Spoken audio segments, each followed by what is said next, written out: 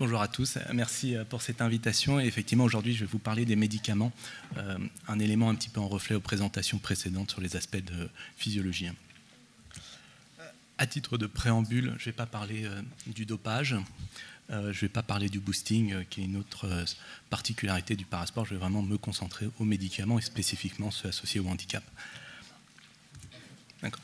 Le contexte actuel, donc c'est la majoration au cours des dernières Olympiades du nombre d'athlètes et du nombre de nations présentes à chaque compétition.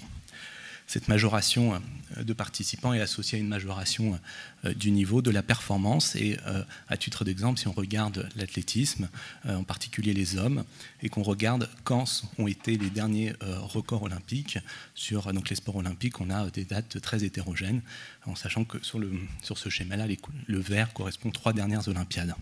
Si on regarde la même chose sur le côté du parasport, on se rend compte que là, les derniers records paralympiques datent des 3 dernières Paralympiades. Et par exemple, si vous regardez le 100 mètres, on se retrouve à avoir quasiment plus de la moitié de records qui datent de la dernière compétition. Tout ça met la médecine, met les professionnels de santé à rude épreuve dans leur retranchement pour accompagner cette montée en puissance, en performance des athlètes. Et je ne vais pas revenir sur les différents composants du rôle des équipes de santé auprès des sportifs. Évidemment, il y a la prévention, le traitement des blessures, la nutrition et toutes les questions d'entraînement. Mais dans le parasport, les soignants posent aussi toute la question des éléments spécifiques au handicap qui peuvent être associés à des éléments de contre-performance. Ces éléments de contre-performance peuvent être complètement associés à la compétition, avoir un impact sur le jour J, mais ça peut être aussi des éléments du quotidien de l'athlète, de la personne, qui peut impacter sa performance de façon indirecte. S'il a un fauteuil roulant qu'il utilise dans sa vie de tous les jours qui n'est pas adapté, le jour J, il peut être fatigué et de la même façon, il peut avoir des problèmes de récupération. Derrière tout ça, il y a un aspect qui est les médicaments qu'il ne faut absolument pas négliger. Pourquoi ? Parce que à la fois les sportifs utilisent plus de médicaments, à la fois les athlètes paralympiques ont encore plus de médicaments, et ces athlètes-là, en plus, ont des médicaments qui sont spécifiques. La place particulière des médicaments au niveau du paralympisme, c'est qu'on ne se retrouve pas seulement dans une question de la balance bénéfice-risque, comme dans la population générale. On se retrouve aussi avec une balance qui intègre la notion de la performance, et on se doit en tant que soignant d'intégrer ces 3 aspects quand on est amené à discuter un médicament ou une thérapeutique. Alors je ne vais pas discuter dans cette balance-là la question du dopage. Par contre, on se retrouve avec des nouvelles articulations qui nous posent des questions, soit parce qu'un médicament peut être un élément de contre-performance, c'est-à-dire qu'on peut être amené à décider de traiter une personne pour son handicap qui peut être bénéfique pour sa santé, mais qui peut avoir un impact sur sa performance.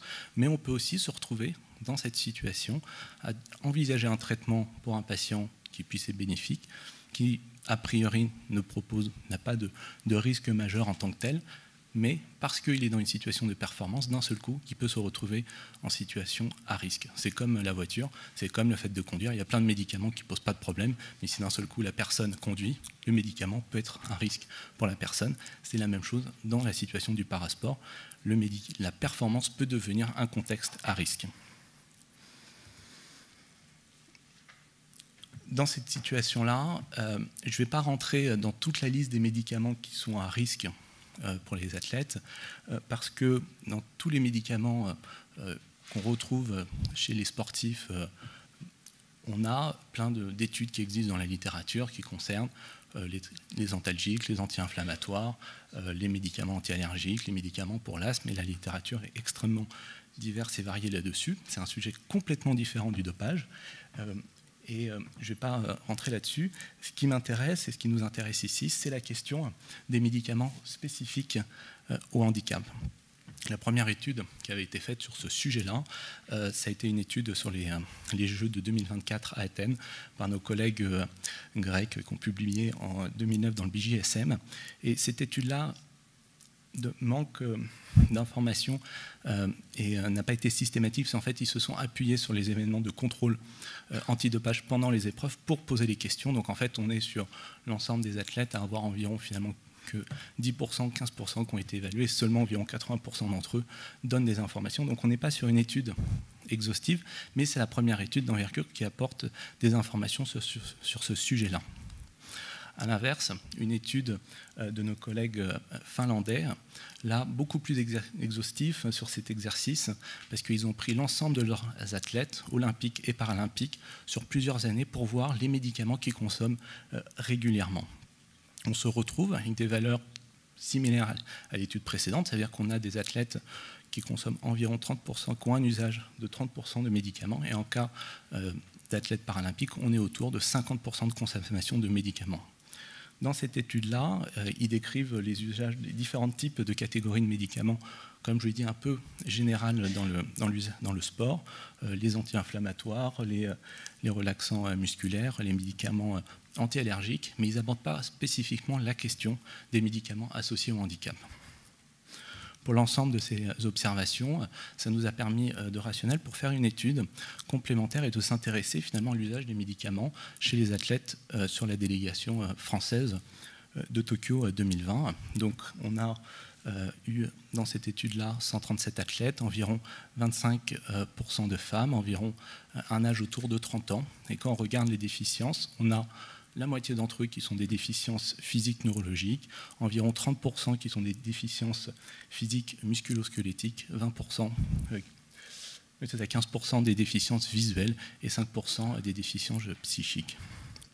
Et quand on fait le même exercice que l'étude finlandaise, d'une part, on a des résultats cohérents parce qu'on trouve environ 44% d'usage de médicaments.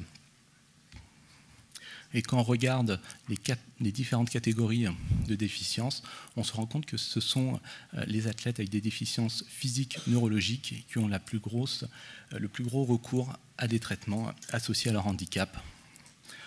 Donc quand on s'intéresse à ces personnes-là, environ 60% d'entre eux ont recours à des médicaments et 45% d'entre eux ont recours à des médicaments spécifiques à leur handicap. Et là, c'est toute la différence, c'est que ces médicaments-là, la question de la balance entre le bénéfice, le risque et la performance, quand vous allez regarder dans la littérature, vous avez d'un seul coup plus du tout d'informations qui vous permettent d'avancer dans votre réflexion et améliorer vos décisions thérapeutiques vis-à-vis d'eux. Quand on regarde après en détail les classifications ATC des médicaments utilisés, les principales catégories qui ressortent, la toute première, c'est les médicaments associés aux déficiences neuro-urologiques, les anticholinergiques étant le premier chef de file. Ça correspond à environ 50% des patients qui prennent des personnes qui prennent des médicaments associés à leur handicap. La deuxième grande catégorie, c'est les myorelaxants associés dans les traitements à l'hypertonie musculaire. Et il est quand même assez intéressant, je trouve, de constater que dans la délégation française, on a par exemple encore 10% d'athlètes qui utilisent du baclofène péros pour ces traitements. La troisième grande catégorie, c'est les catégories N3, N05 et N06 sur le plan ATC. Donc c'est tout ce qui est antiépileptique, antipsychotique et les psychoanalyptiques. Petit aparté, en fait, la problématique des médicaments nécessitant des autorisations qui sont en fait sur la liste reconnus comme médicaments dopants, finalement, il n'y en a que 3. Ce n'est pas un problème majeur. Même dans le parasport, on est autour de 4% des athlètes, alors que dans le monde olympique, on est autour de 2%. Donc là, c'est les 3 médicaments en question. Ce n'est pas une problématique au cœur de la question des médicaments dans le parasport de haut niveau. Pour résumer, donc, cette première étude, les athlètes avec des déficiences physiques neurologiques ont un profil médicamenteux particulier et il y a peu d'utilisation, peu d'autorisation d'usage à des fins thérapeutiques. Pour revenir à la discussion un peu initiale, donc les médicaments, ce sont des médicaments là qu'on observe qui ont rarement en fait été développés à la base pour la question du handicap ou dans un contexte d'exercice physique intense. Il y a très peu d'études dans la littérature qui évaluent leur impact sur la performance. Et en plus, le système de sécurité du médicament, les systèmes de pharmacovigilance n'ont pas d'éléments spécifiques associés au sport, l'activité physique ou au handicap, donc il est difficile de les détecter. Et là, en fait, on se retrouve par rapport à avoir plein de nouveaux médicaments, que ce soit les médicaments pour les douleurs neuropathiques, les antiépileptiques, les anticholinergiques, qui nous posent ces questions finalement d'impact sur la performance ou sur la sécurité pour les athlètes, qui nous paraissent tout de suite évidents, mais dans la littérature, il n'y a quasiment rien de spécifique dans les situations de performance de haut niveau. C'est-à-dire que si on prend par exemple les antiépileptiques, finalement, quel est le risque des antiépileptiques sur la sécurité cardiovasculaire? Finalement, oui, les médicaments ont été testés pour leur développement sur le risque cardiaque, mais pas dans une situation de stress de très haut niveau. Si on prend les éléments, les anticholinergiques utilisés dans la neurourologie, on sait que ces médicaments-là peuvent avoir des fois des retentissements centraux, peuvent provoquer des effets indésirables quasi immédiats, et donc dans ce cas-là, on peut faire la part des choses. On sait aussi que ces médicaments-là, il est discuté que ces médicaments-là peuvent aussi avoir un impact sur les troubles cognitifs au cours du vieillissement, mais l'impact de ces médicaments-là sur la performance cognitive en tant que telle, on ne sait pas. Ça veut dire qu'un blessé médulaire actuellement qui fait du tir à l'arc, on ne sait pas si les anticholinergiques qu'il utilise ont un impact sur ses compétences cognitives de performance, c'est-à-dire sur la concentration, sur la réactivité, sur les tâches de doubletage spécifiques au titre de la performance pour le sport pratiqué. Donc on se retrouve vraiment, les médicaments ont une place très singulière dans le parasport de haut niveau et nécessitent vraiment une attention, d'être vigilant aux différents aspects qui peuvent entourer leur utilisation. L'autre aspect qui va avec ça, c'est que évidemment le médicament rentre souvent en balance par rapport à d'autres médicaments ou à d'autres alternatives thérapeutiques et qui peuvent être chirurgicales. Donc des fois, on peut envisager de se retrouver à avoir plusieurs options thérapeutiques, on va dire, avec la même balance bénéfice-risque, et on peut, pour sécuriser l'athlète, envisager plus l'une que l'autre, mais des fois, on pourrait se retrouver dans des limites, dans des situations limites sur le plan éthique, soit par rapport à des questions de la sécurité santé de la personne, soit sur des éléments limites vis-à-vis des problématiques de classification. Pour illustrer un petit peu la démarche, et illustrer les différentes réflexions qu'on peut avoir autour d'un médicament. J'ai pris un médicament volontairement qui n'était pas dans la première étude sur la délégation de Tokyo. Là, on regardait vraiment que les médicaments utilisés au moins de façon hebdomadaire. La toxine botulinique, qui est un médicament souvent utilisé pour les personnes avec des déficiences physiques neurologiques sur des indications différentes, type l'hypertonie musculaire. Donc là, on injecte le médicament, la toxine botulique, au niveau du muscle, soit dans l'hyperactivité détrusorienne dans le cas de troubles neurologiques. Donc là, on injecte le médicament dans la vessie, mais ça peut être aussi dans d'autres situations qu'on peut rencontrer dans le parasport de haut niveau. C'est comme l'hyperhidrose ou comme des problèmes de salivation, par exemple. Donc ce médicament-là, sur le plan des bénéfices, on les identifie très bien, on peut complètement se projeter de l'utiliser d'un point de vue thérapeutique chez les athlètes. Mais qu'est-ce qu'il en est du risque? Alors, la toxine botulinique qui bloque en soi la plaque, la jonction neuromusculaire, a de façon inhérente par rapport à sa nature, à son fonctionnement pharmacologique, un risque musculaire associé. Et donc, il n'y a pas d'étude qui évalue la sécurité de la toxine botulique chez les sportifs de haut niveau. Par contre, on peut faire des études sur l'ensemble de la population pour aller chercher des informations qui peuvent indirectement nous être utiles dans l'utilisation pour les parasportifs. Donc, par exemple, on peut faire une étude de pharmacovigilance, s'appuyer sur le réseau de la NSM, récupérer les données des 25 dernières années. Donc, c'est un système qui s'appuie sur les 31 centres de pharmacovigilance sur le territoire et aller regarder toutes les déclarations neurologiques de cas de complications neurologiques associées à des utilisations des indications neurologiques de la toxine botulinique chez des patients avec des déficiences neurologiques. Et ça nous permet par exemple d'extraire 191 cas, de constater qu'il y a 50 cas qui sont associés à des complications vraiment locales, donc vraiment dans la zone du site d'injection. Donc ça peut être par exemple une faiblesse musculaire, mais aussi des complications à distance de la zone. Et là, on a 141 cas. Ces cas sont tous associés aux différents types de toxines. Et si on rentre dans les détails et qu'on s'intéresse par exemple au cas systémique, on peut rentrer dans le détail clinique et avoir des informations complémentaires pour mieux comprendre le risque et améliorer finalement l'utilisation de nos médicaments sur cette population, à la fois les personnes en situation de handicap, mais d'autant plus dans le parasport.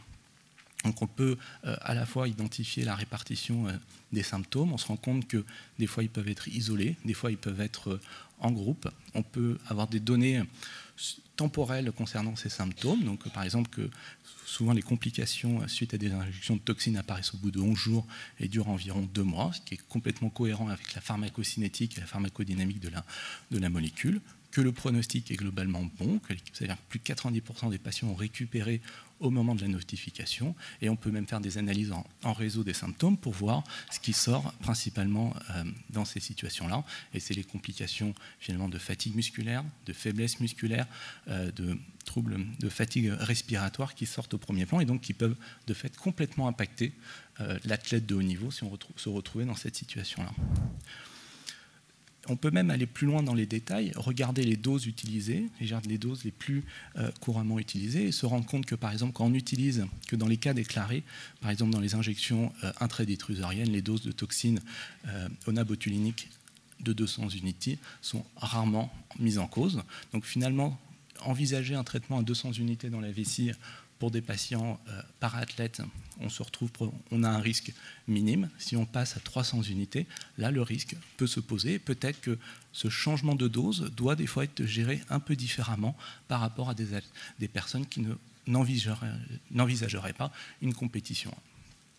On peut avoir la même chose sur la question de la spasticité et on peut voir que finalement des doses d'onabotulinique, c'est-à-dire qu'on regarde le 5e percentile à 200 unités, nous permet d'agir finalement avec une confiance dans la sécurité des soins qu'on administre à l'athlète assez important, comme dans la toxine abobotulinique où là, si on est à environ à moins de 1000 unités, on est également en sécurité.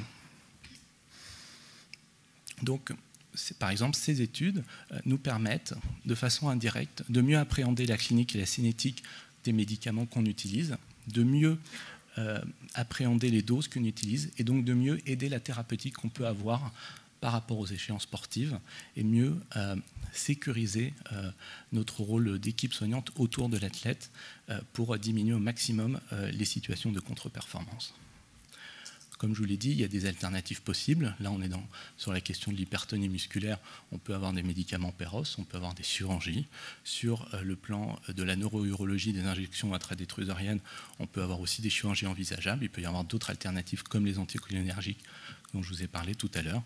Et cette balance-là doit toujours être réfléchie de façon pluridisciplinaire, à la fois sur le plan santé, mais aussi avec la partie sportive, car on peut être des fois dans des limites sur le plan santé, sur le plan éthique, mais on peut être aussi limite sur les problématiques de classification.